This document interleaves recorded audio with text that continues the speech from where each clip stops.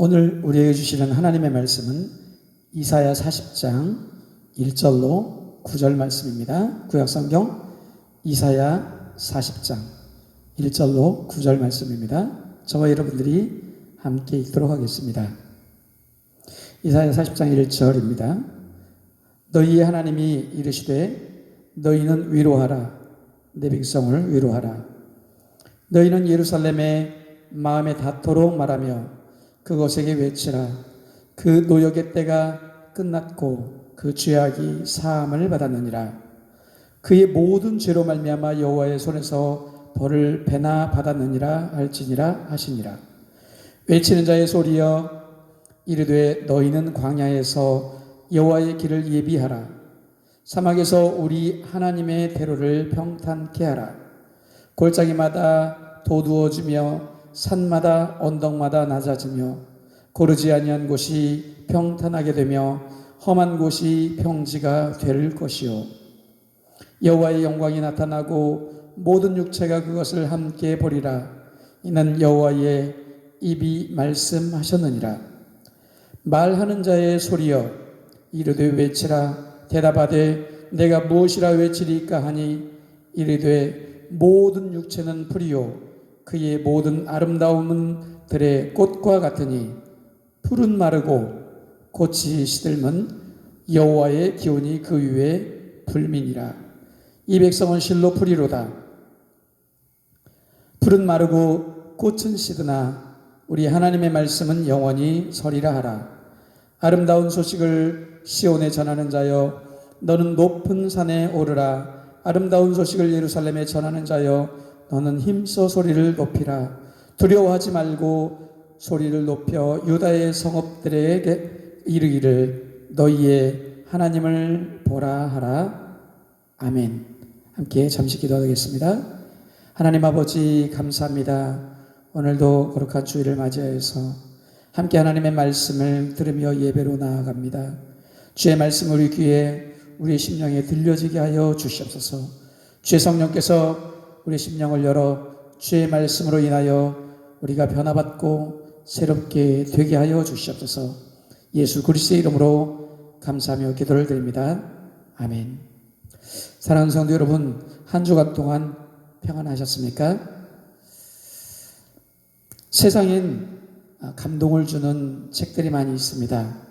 그리고 그 책들은 삶의 영감을 주고 그리고 종종 우리로 깨달음을 얻게 하고 지식도 얻게 합니다. 이러한 책들은 단순한 지식을 넘어서 삶을 되돌아보게 하기도 하고 또 앞으로 나아갈 방향도 도움을 주기도 합니다. 그런데 요즘은 우리가 스마트폰을 활용하는 시대에 살고 있습니다. 스마트폰을 이용해서 짧은 감동의 글들을 자유롭게 주고받는 시대에 우리가 살고 있습니다. 그냥 터치 몇 번으로 글을 복사해서 감동의 글들을 또 아는 지인들에게 전달하기도 합니다. 손쉬운 전달 방법 덕분에 수많은 사람들이 수많은 지식과 정보들을 이렇게 주고받습니다. 때로는 정말 동일한 그런 글들이 정말 지인들을 통해서 반복적으로 전달되어질 때가 있습니다. 그래서 그 피로감도 있을 수가 있습니다. 어떤 분이 나에게, 아는 분이 나에게 좋은 글을 주었는데 동일한 글을 또 다른 분이 주시고 다른 분이 주시고 고마운 일이긴 한데 여러 반복된 글을 받다 보면 약간 그 글에 대한 감동보다도 피로감이 느껴지기도 합니다. 감동이 되는 좋은 글이지만 수많은 사람들이 반복해서 퍼나르기 시작하면 그 글의 가치가 약간 그 희소성이 축소되기도 하고 가치가 약간 떨어진다는 느낌도 듭니다. 가끔 보면 글의 내용은 그냥 누구나 평범하게 할 수 있는 내용인데 어떤 유명한 사람들이 말했다고 해가지고 그것이 특별한 글인 것처럼 둔갑되어서 전달되기도 하는 것을 볼 수가 있습니다. 저는 이젠 이런 글들이 어느 정도 사람들의 마음에 갈등을 해소하기도 하고 감동을 주기도 하고 혹은 공감력을 얻어내고 호기심을 충족시키고 신비감을 자아내어서 사람들의 관심을 끌기도 한다는데 동의합니다. 그런데 그런 좋은 글들이 반복적으로 복사되어 사람들에게 유행처럼 옮겨 다닐 때 그 글들이 우리에게 주는 인상은 마치 인스턴트 식품 같은 느낌이 들기도 합니다. 그 글을 쓴 사람은 어떤 마음에서 그리고 어떤 경험을 바탕으로 그 글을 썼을 텐데 이제 그 글들이 수없이 옮겨 다니다 보니까 그 원 저자의 삶의 경험과 그리고 그 마음에는 관심이 없고 마치 상업적인 노래 가사를 쓴 것처럼 그냥 아름다운 언어 유희적인 글처럼 느껴지기 때문입니다. 사람들에게 감동을 주고 삶을 앞으로 나아가게 하기보다는 일시적으로 그냥 소비하는 인스턴트 상품 같은 느낌이 들 때가 많습니다. 그러다 보니 어느 날부터 저는 그런 글들이 반복적으로 이제 오게 되면 정말 내가 직접 아는 지인이 체험한 그런 직접적인 체험의 글이 아니면 내가 모르는 사람들의 글이면 그 글이 감동적일지라도 이상하게 그냥 습관처럼 넘겨 지나갈 때가 많이 생겼습니다. 만약에 세상에 어떤 책이 인생의 행복과 기쁨을 이끄는 분명한 길을 안내하는 책이 있다면 그 책은 세상에서 아마 가장 값진 책이 될 것입니다. 사람들이 비싼 값을 지불하고라도 그 책을 사려고 할 것입니다. 물론 그 책의 내용이 정말 확실하게 인생을 책임지는 내용이란 사실을 믿어야 가능해지는 일이겠습니다. 저는 오늘 본문 말씀을 통해서 여러분과 함께 하나님의 말씀에 대해서 좀 이야기를 하려고 합니다. 본문 말씀은 이사야의 예언 가운데 이스라엘의 미래 회복에 대한 이사야의 시점으로부터 미래에 회복될 이스라엘에 대한 예언의 말씀입니다. 이사야는 하나님의 감동으로 이스라엘이 회복될 것이란 아름다운 소식을 통해서 정말 이것이 이루어질 것이라고 예언하고 있습니다. 그것은 복음을 통한 회복입니다. 오늘 이 말씀을 중심으로 하나님의 말씀이 영원하고 그리고 선하고 아름다운 것을 그 말씀을 통해서 우리의 삶이 회복되어지기를 우리가 기대하며 소망하며 이 말씀을 함께 나누기를 원합니다. 하나님은 우리에게 당신의 말씀인 성경을 선물로 주셨습니다. 아마 최고의 선물일 것입니다. 하나님의 말씀은 우리에게 하나님에 대하여 그리고 사람에 대하여 그리고 이 세상에 대하여 알게 해주십니다. 그리고 하나님과 사람이 어떤 관계인지도 성경은 하나님의 말씀은 우리에게 알게 해주십니다. 세상 안에서 사람은 그리고 어떤 존재인지 이 세상과 세상 만물과 어떠한 관계인지도 성경은 우리를 알게 합니다. 그리고 성경 말씀은 우리의 인생과 영원한 하나님 나라에 이르기까지 우리의 삶의 매뉴얼이기도 합니다. 수많은 책들 가운데 성경이 가장 빛나고 특별한 이유는 사람의 이야기가 아니고 하나님의 말씀이기 때문입니다. 하나님께서 우리를 위해 말씀해 주신 책입니다. 하나님께서 우리를 위해 나타내 주신 밝히 알려주신 계시의 말씀이기 때문입니다. 성경의 내용 가운데는 하나님이 아니면 인간으로서는 절대 알 수 없는 내용들이 기록되어져 있습니다. 그래서 하나님의 말씀은 우리에게 굉장히 특별합니다. 성경은 하나님의 말씀이 하나님의 감동으로 쓰여졌다고 디모데후서 3장 16절을 통해서 말씀하여 주십니다. 뿐만 아니고 이 성경 말씀이 우리를 교훈하기도 하고 또 때로는 책망하기도 하고 의로 교육하기도 하며 또 나아가서 하나님의 사람으로서 온전하게 되도록 우리를 지도하신다고 말씀하여 주십니다. 이 사실은 하나님의 말씀은 단순한 지식 전달의 책이 아니고 하나님께서 성품을 가지시고 하나님의 성품을 가지고 우리를 직접 대면하시는 것이 하나님의 말씀이라는 의미입니다. 하나님의 의지와 하나님의 성품으로 우리의 인격을 대하는 것이 바로 하나님의 말씀입니다.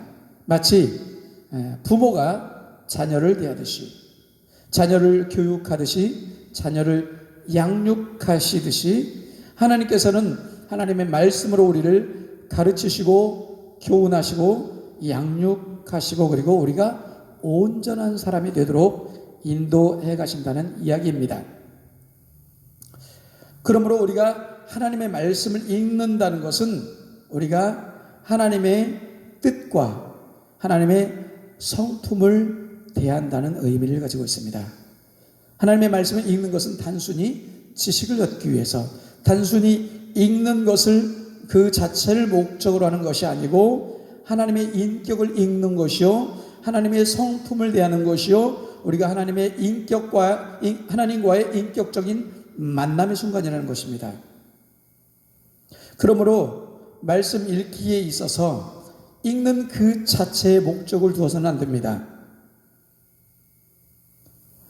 그 자체가, 말씀을 읽는 것 자체가 나쁜 것이 아니라 하나님의 말씀을 읽는 것의 목적은 하나님의 말씀에서 하나님의 성품을 대하고 그리고 하나님의 인격을 만나는 것입니다. 인격적인 대화를 하는 것이지요.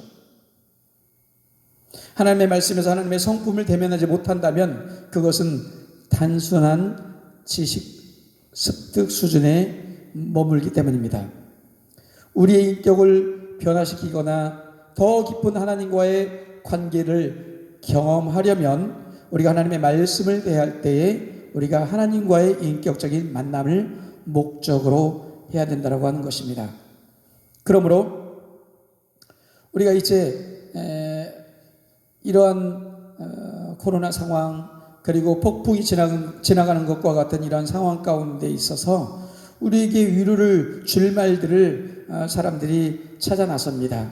우리가 좀 갇혀서 지내고 격리되어서 지내고 그러다 보니까는 수많은 인포메이션을 인터넷에서 얻게 되고, 그리고 SNS에서 왔다 갔다 하는 그러한 반복적인 그러한 말들에서 우리가 찾는데, 우리의 현실을 알려주고 미래를 예측하는 말들, 이런 말들이 또 그런 인터넷에서 떠도는데, 그러나 정작 우리에게 필요한 일은, 이러한 상황 가운데 우리에게 필요한 것은 하나님의 뜻과 성품을 대면하는 일입니다.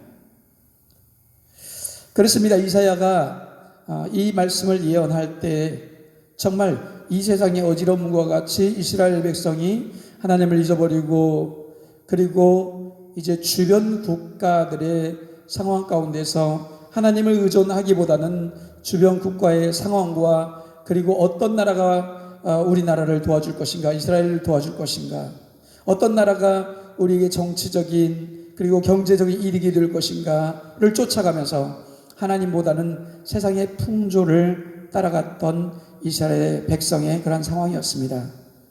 그래서 앞으로 이제 이스라엘 백성이 그러한 상황 가운데서 하나님의 말씀을 쫓아가지 아니하고 하나님의 예언을 쫓아가지 아니하고 세상의 풍조를 따라가고 세상의 뜻을 따라가고 세상의 언어들을 따라감으로 말미암아 그들이 우상 숭배에 빠지고 세상을 의지하는 잘못 가운데 그들이 빠져서 엉뚱한 길로 가게 되어 멸망하게 되는 그러한 사실들을 이사야가 바라보면서 정말 그들에게 필요한 것은 하나님의 말씀이다. 이 이스라엘 백성이 하나님께로 하나님의 말씀을 통하여 돌아와야만 어지러운 세상 가운데 중심을 바로잡고, 그리고 그들이 나아갈 정말 분명한 그들을 구원해 줄 그러한 길들을 제시하는 것이 하나님의 말씀이라고 이야기하면서 오늘 예언의 말씀을 이야기하고 있습니다. 하나님이 이사야를 통해서 그 말씀을 해주시고 있습니다. 정말 이스라엘 백성이 방황하던 그런 시절처럼 오늘 정말 우리가 당면한 이런 코로나 상황 가운데 수많은 나라들과 수많은 정치 지도자들과 그리고 수많은 지도자들이 정말 이러한 이야기들 저러한 이야기들 그리고 위로의 말들, 이런 말들이 SNS를 통해서 오고 있습니다. 그러나 정작 우리가 만나야 할 그런 글과 말들은 하나님의 인격에서부터 나오는 하나님의 말씀이라는 것입니다.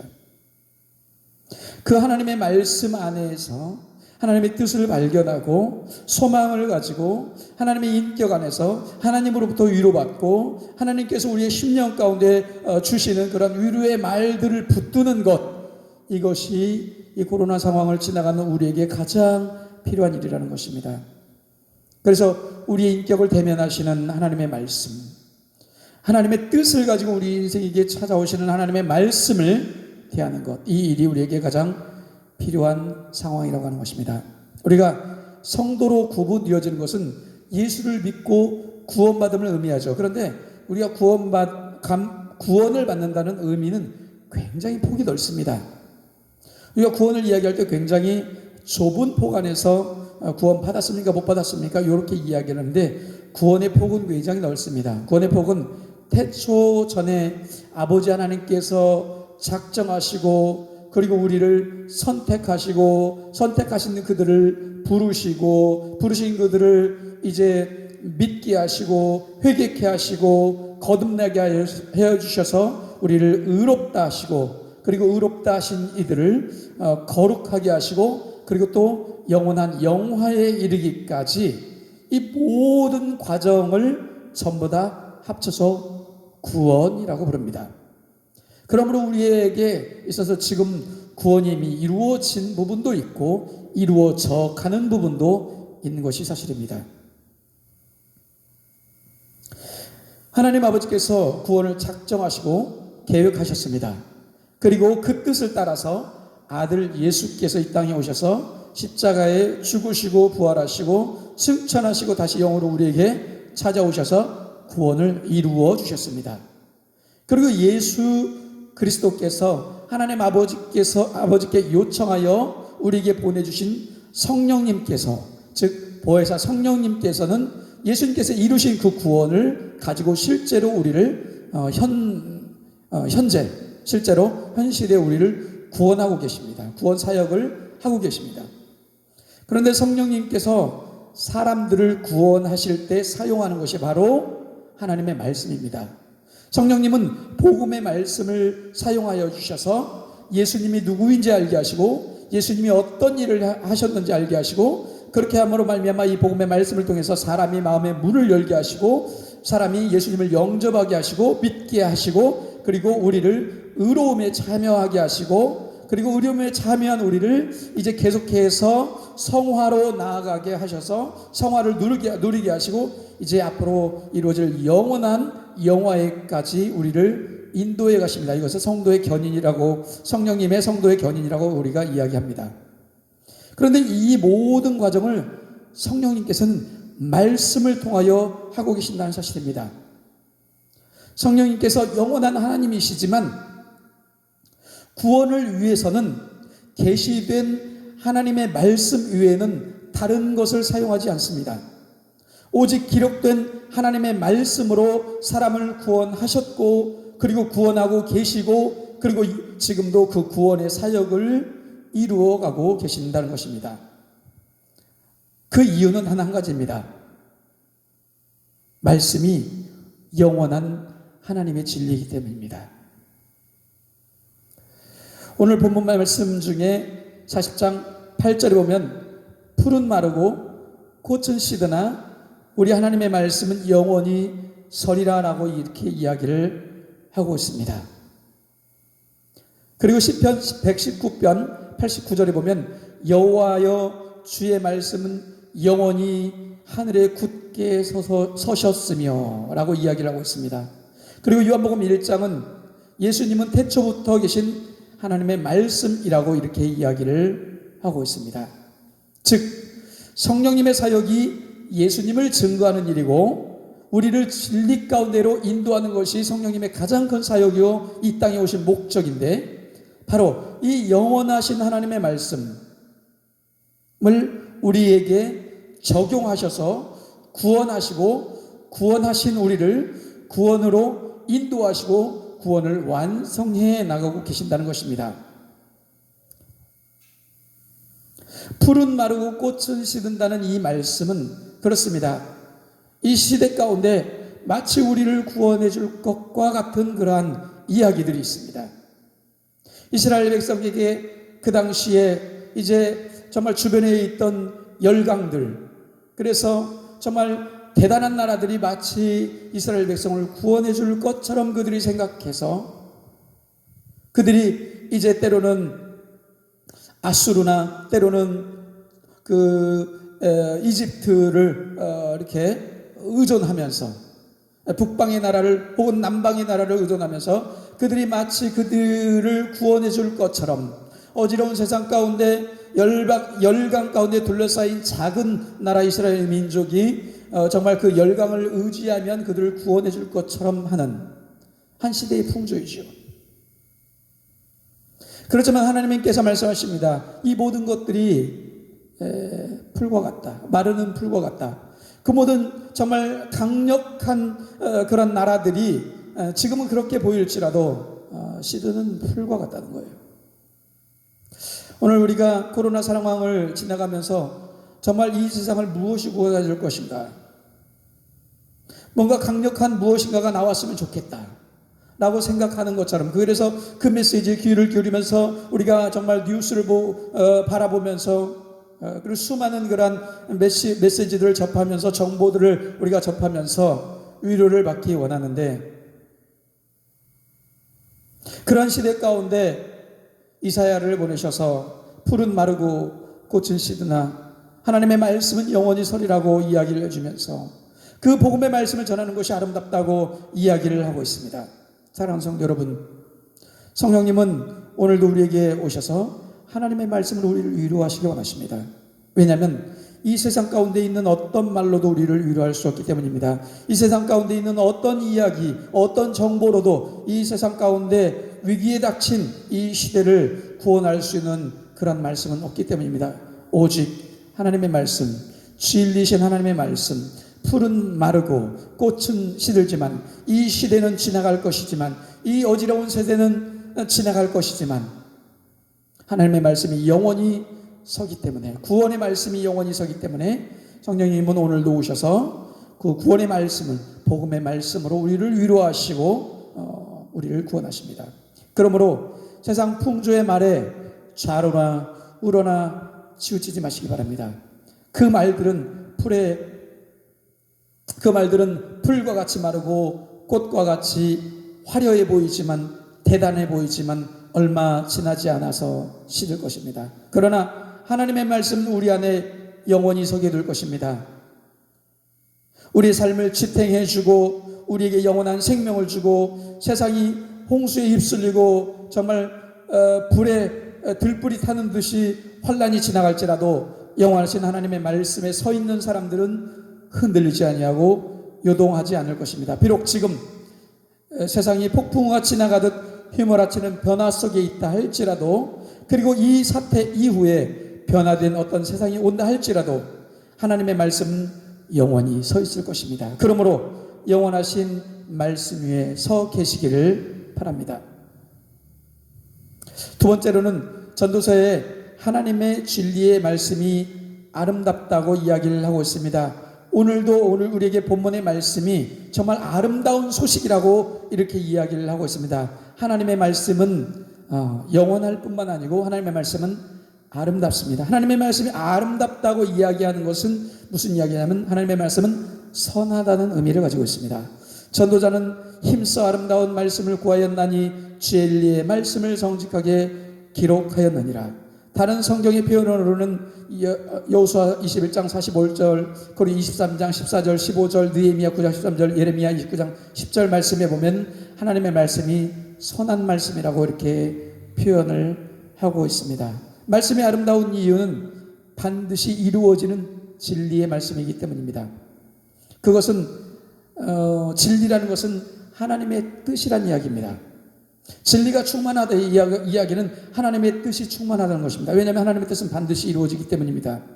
하나님의 뜻 안에서 하나님의 뜻 안에는 우리를 사랑하신다라는 사랑의 메시지가 담겨 있습니다. 그 사랑 안에는 긍휼과 은혜가 있습니다. 우리를 긍휼히 여기셔서 우리를 회복시켜 주십니다. 우리를 불행하게 하는 모든 요소로부터 우리를 회복시켜 주시는 긍휼하심이 하나님의 말씀 가운데 담겨 있습니다. 방황하는 우리를 돌아보시고 우리로 하여금 하나님께 돌아오게 하십니다. 그러므로 하나님의 말씀은 선하고 하나님의 말씀은 아름답습니다. 이사야서의 아름다운 복음의 말씀이라고 이야기한 것은 이스라엘 백성이 그들이 세상의 풍조에 따라가서 그들이 멸망할 길들을 갔지만 하나님의 말씀은 그들을 찾아가서 그들에게 진리의 말씀을 알게 하시고 그 진리의 말씀은 하나님의 뜻임을 알게 하시고 하나님의 뜻 안에는 그들을 사랑하시고 긍휼히 여기심이 있다는 것을 알게 하심으로 말미암아 그들이 이 아름다운 말씀을 듣고 아름다운 복음의 말씀을 듣고 그들이 회복되어지고 돌아올 것이라고 말씀하고 계십니다. 이 진리의 말씀은 하나님의 뜻이기 때문에 반드시 이루어진다고 하는 것입니다. 방황하던 이스라엘 백성, 멸망당하던 이스라엘 백성을 돌아오게 한 것이 바로 진리의 말씀, 복음의 말씀인 것처럼 오늘 우리에게도 마찬가지입니다. 이 혼란한 세상 가운데 우리를 하나님께로 돌아가게 하고 이 정말 혼탁한 세상 가운데 폭풍 가운데 있는 우리들에게 위로할 곳이 없는, 위로받을 곳이 없는 곳에 있는 우리들에게 위로를 얻게 하고 회복을 주게 하시는 것은 바로 하나님의 아름다우신 말씀밖에 없다는 것을 여러분 기억하시길 바랍니다. 어디에서 우리의 삶을 선하게 해줄 요소를 찾을 수 있겠습니까? 어디에서 우리의 삶을 아름답게 해줄 것을 만날 수 있겠습니까? 하나님의 말씀은 우리의 아름다운 삶을 설계하신 하나님의 뜻을 우리에게 보여주십니다. 우리는 말씀 안에서 하나님을 만나야 합니다. 이 시대 가운데 살아가는 우리가 하나님의 말씀 안에서 우리의 인생을 찾아야 합니다. 혼탁한 세상 그리고 폭풍 가운데 있는 이 세상 가운데서 우리의 인생이 어디에서 위로를 찾고 우리의 인생이 어디에서 성공을 찾을 수 있겠습니까? 그것은 하나님의 말씀 안에서만 가능합니다. 우리는 하나님의 말씀 안에서 하나님을 만날 수 있듯이 우리는 하나님의 말씀 안에서 나의 인생을 만날 수 있습니다. 왜냐하면 하나님은 우리의 인생을 하나님의 말씀 안에 계획해 두셨기 때문입니다.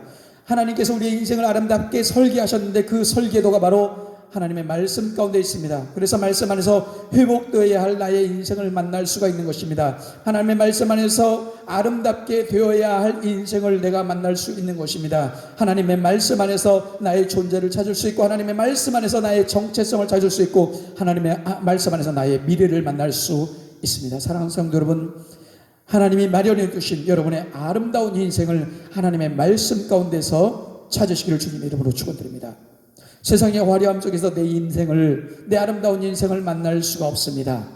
세상의 그 어떤 곳에서도 내 아름다운 인생이 존재하지가 않습니다. 오직 선하신 하나님의 말씀, 아름다우신 하나님의 말씀, 그 말씀 안에 저와 여러분의 인생이 담겨 있음을 믿으시기 바랍니다. 그래서 아름다운 소식을 전한 자들의 이 아름답다고 한 것은 바로 이 아름다운 선한 그리고 하나님의 복음의 말씀을 통하여서 우리의 인생을, 우리의 진정한 행복한 인생을 그리고 우리의 진정한 기쁨의 인생을 만날 수 있기 때문입니다. 이번 한 주간도 사랑하는 성도 여러분, 그 어떤 곳에서도 우리의 진정한 아름다운 인생을 만날 수 없음을 깨달으시고 하나님의 말씀 안에 동행하시기 바랍니다.